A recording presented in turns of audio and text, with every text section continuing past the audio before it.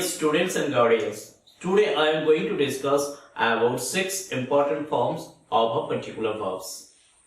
You know how important it is. Though there are several important forms of verbs, just I am going to discuss in this video only 6 important forms of a particular verbs. Because in this video, all kinds of the verbs is not possible to discuss. That's why I am going to discuss only 6 important forms of a particular verbs. If you watch this video completely, I think it will help you to make the different kinds of sentence. Please follow me. This is the forms of verbs. অর্থাৎ ক্রিয়ার রূপ. This is the forms of verbs. And this is past forms, present forms. And this is second form, past form. And this is third form, past participle forms. And this is present participle form. And this is the fourth form. And this is fifth form, future form. As well as infinitive forms. First of all, you have to know the meaning of this particular form.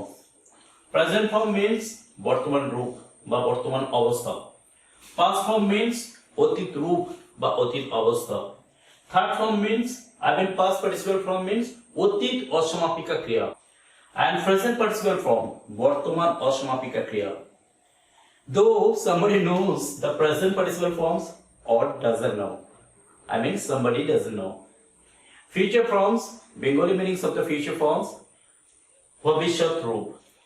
Infinitive form, te pratyay. You are being able to see there are 5 verbs.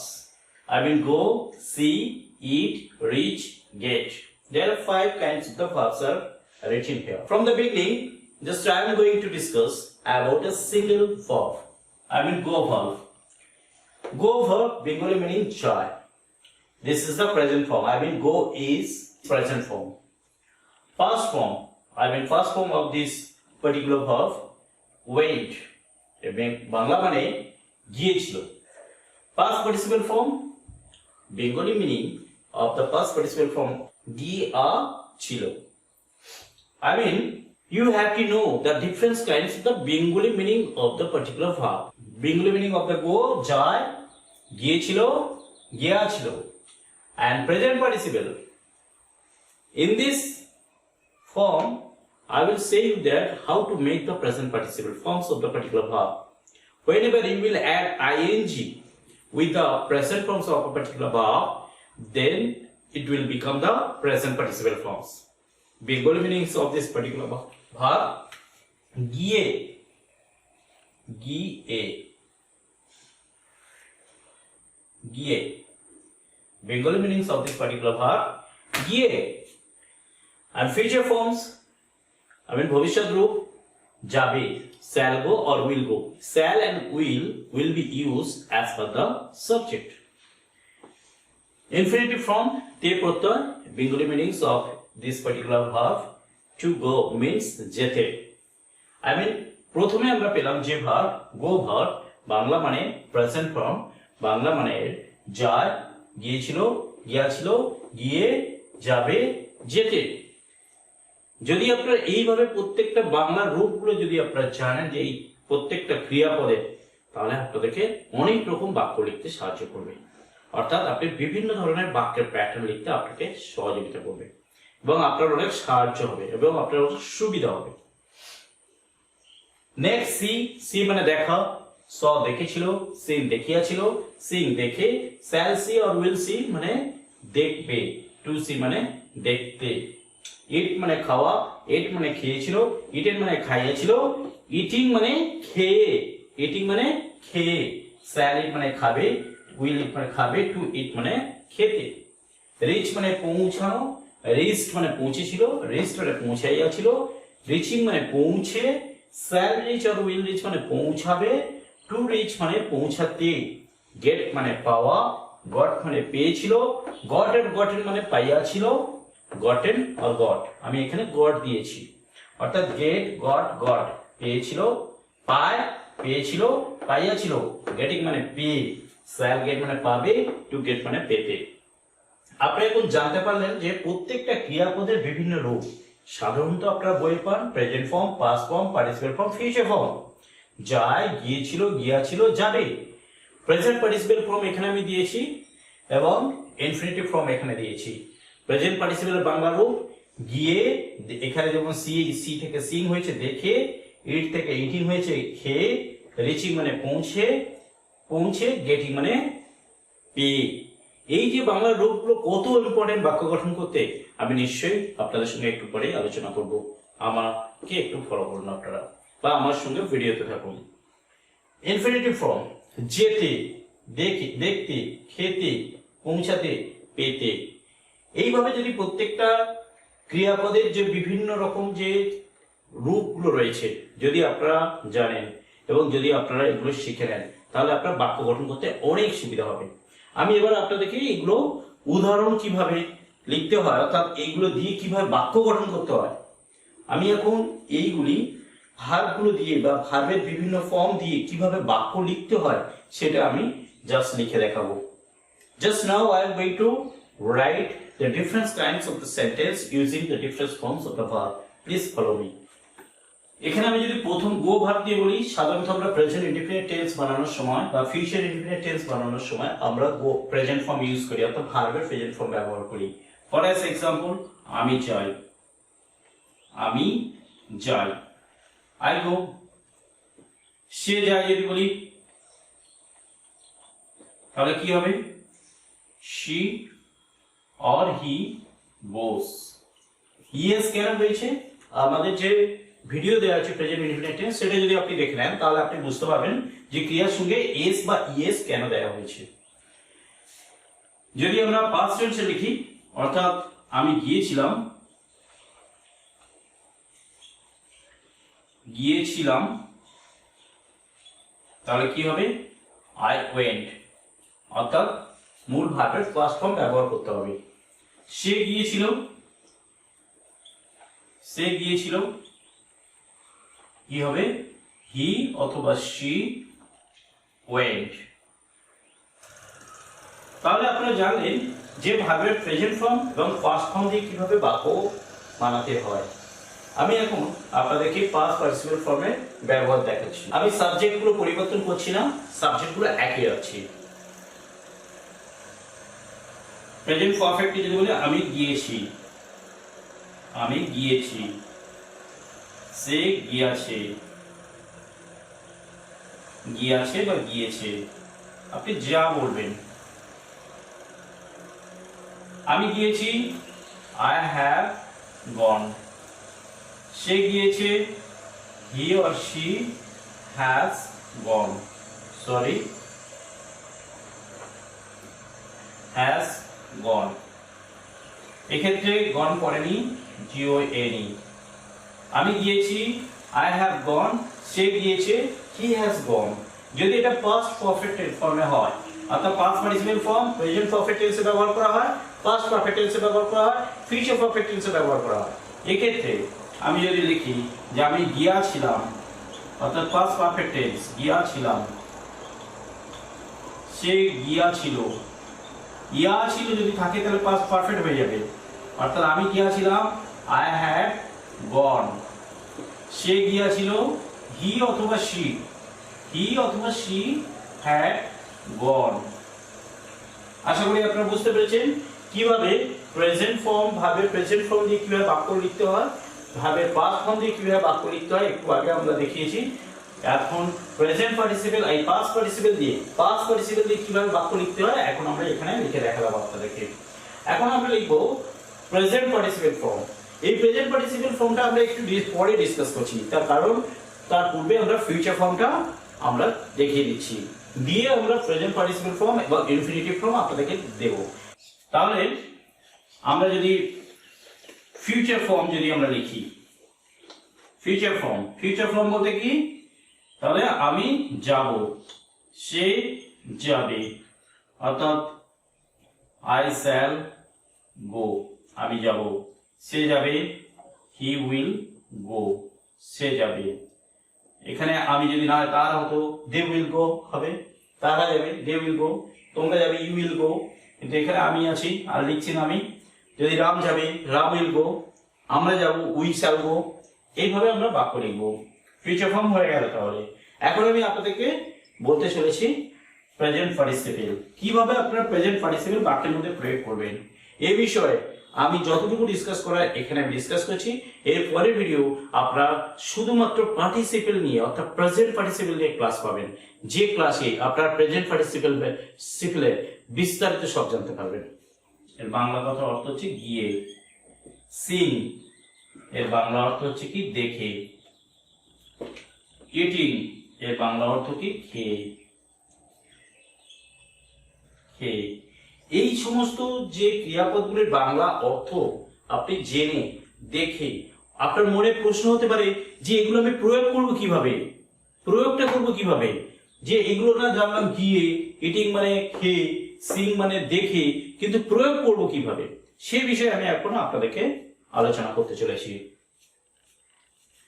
ধরুন আমি গো ভাব দিয়ে আপনাদেরকে উদাহরণ দিচ্ছি। ধরুন আপনি কলকাতা গিয়ে সিনেমা দেখবেন, আপনি লিখলেন আমি কলকাতায় গিয়ে সিনেমা দেখব, তার মানে কি আমি সিনেমা দেখব কলকাতাতে গিয়ে, তাই তো? বাক্যটা এরকম আছে যে আমি কলকাতায় গিয়ে সিনেমা দেখব। এক্সাম্পল, আমি কলকাতায় গিয়ে সিনেমা দেখব।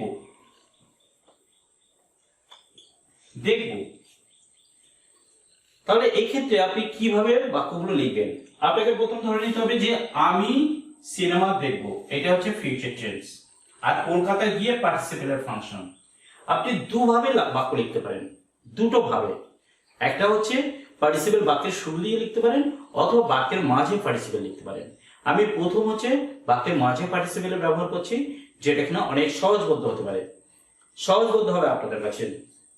যেমন আমি সিনেমা দেখব, I shall watch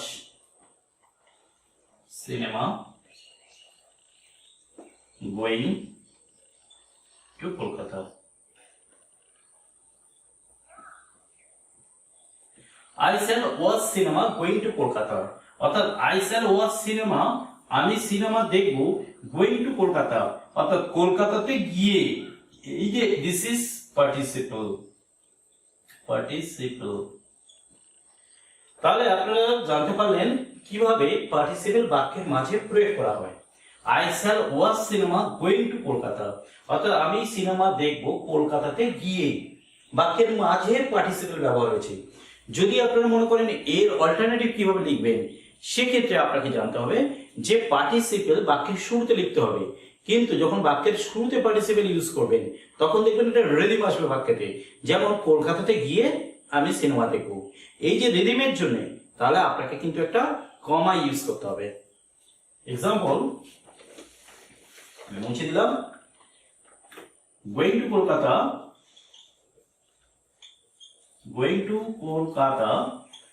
comma going to Kolkata, একটা রিদিম এসেছে তার জন্য কি কমা ব্যবহার করলাম। Going to Kolkata, I shall watch cinema. Going to Kolkata, I shall watch cinema. আশা করি আপনারা বুঝতে পেরেছেন। যদি আমরা এক্সাম্পল আলাদা লিখি, আলাদা বলতে কি সি ভার্ব দিয়ে যদি লিখি, সি ভার্ব দিয়ে যদি লিখি, এক্সাম্পল ধরুন আমরা সি, তার মানে কি সি পার্টিসিপেল ফর্ম কি সি, মানে দেখেন বাংলা বাক্য দিচ্ছি। এক্সাম্পল, পুলিশটি দেখে চোরটি পালিয়ে গেল। পুলিশটি দেখে চোরটি পালিয়ে গেল, এই বাক্য দেখুন দেখে আপনি মনে করলে পার্টিসিপেল বাক্যের মাঝে ব্যবহার করতে পারেন, অথবা আপনি বাক্যের শুরুতে ব্যবহার করতে পারেন। আমি আবার প্রথম বাক্য যেটা লিখছি পার্টিসিপেল বাক্যের মাঝে ব্যবহার করা। ফর এক্সাম্পল, চোরটি পালিয়ে গেল। Answer, the thief, thief, the thief ran away, চোরটি পালিয়ে গেল। পুলিশটি দেখে, seeing the police, আশা করি বুঝতে পেরেছেন যে চোরটি পালিয়ে গেল পুলিশকে দেখে। the thief ran away seeing the police. বাক্যের মাঝে পার্টিসিপেল ব্যবহার হয়েছে, দেখুন বাক্যের মাঝে পার্টিসিপেল ব্যবহার হয়েছে। যদি আমরা বাক্যের শুরুতে পার্টিসিপেল ব্যবহার করতে চাই তখন কিন্তু একটা রিদিম এসে যাবে। পুলিশটিকে দেখে বা পুলিশটি দেখে চোরটি পালিয়ে গেল, তাহলে এই যে রিদিম এলো একটা, তার জন্য একটা কমা ইউজ করতে হবে। অর্থাৎ seeing the police, comma the thief ran away. Seeing the police, the thief ran away. আশা করি আপনারা বুঝতে পেরেছেন যে পার্টিসিপেল কিভাবে প্রয়োগ করতে হয় বাক্যের মধ্যে। এখন আমি ইনফিনিটিভ ফর্ম কিভাবে ব্যবহার করবেন সে বিষয়ে ডিসকাস করতে চলেছি।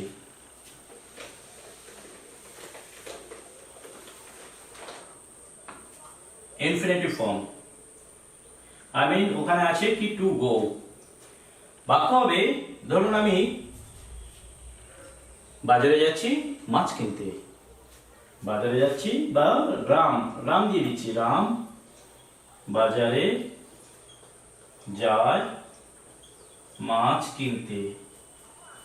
তাহলে বাক্য কি হবে? প্রেজেন্ট ইনডিফিনিট টেন্স আছে, Ram goes to market, Ram goes to market to buy fish. এই যে টু বাইটা কিন্তু ইনফিনিটিভ। এবার এখানে কিন্তু টু গোর অ্যাপ্লাইটা আমি করিনি, টু বাইয়ের অ্যাপ্লাই করেছি। টু গো এর অ্যাপ্লাই করিনি, কিন্তু আমি জাস্ট এক্সাম্পল দিলাম যে ইনফিনিটিভ কিভাবে প্রয়োগ করতে হয়। এবার টু গো এর অ্যাপ্লাই যদি আমরা করি, আমি ট্রেন ধরেছিলাম কলকাতায় যেতে, আমি ট্রেন ধরেছিলাম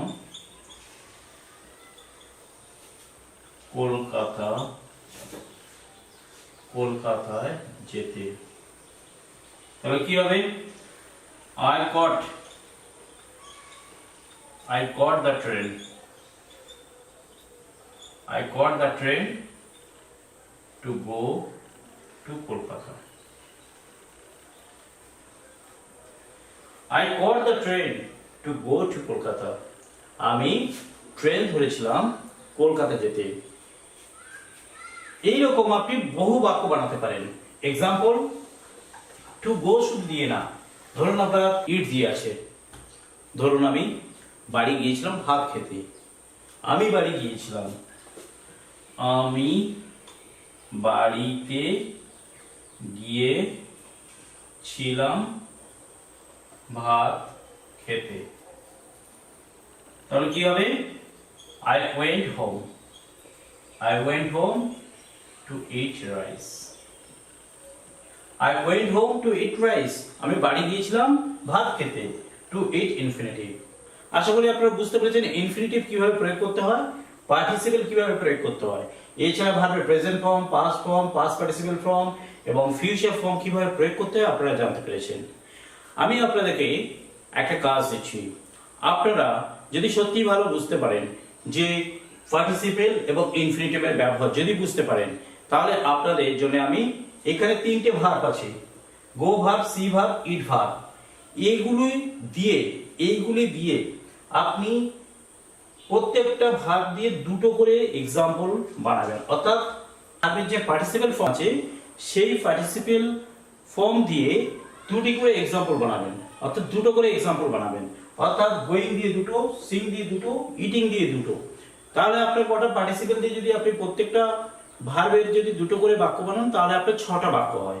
আর এখানে ইনফিনিটিভ দিয়ে যদি আপনি দুটো করে এক্সাম্পল বানান তাহলে এখানেও 6টা বাক্য হয়। টোটাল 12খানা বাক্য আপনাদের কাজ দিলাম। যদি আপনারা 12খানা বাক্য লিখে আমাকে যদি কমেন্ট বক্সে পাঠিয়ে দেন, যদি আপনারা দুটো দুটো করে হলে 6টা অর্থাৎ 12টা বাক্য যদি আমাকে লিখে আপনারা যদি পাঠান এবং সঠিক যদি হয়, প্রথম 5 জন সঠিক উত্তরদাতার নাম আমি নেক্সট ভিডিওতে প্রকাশ করব।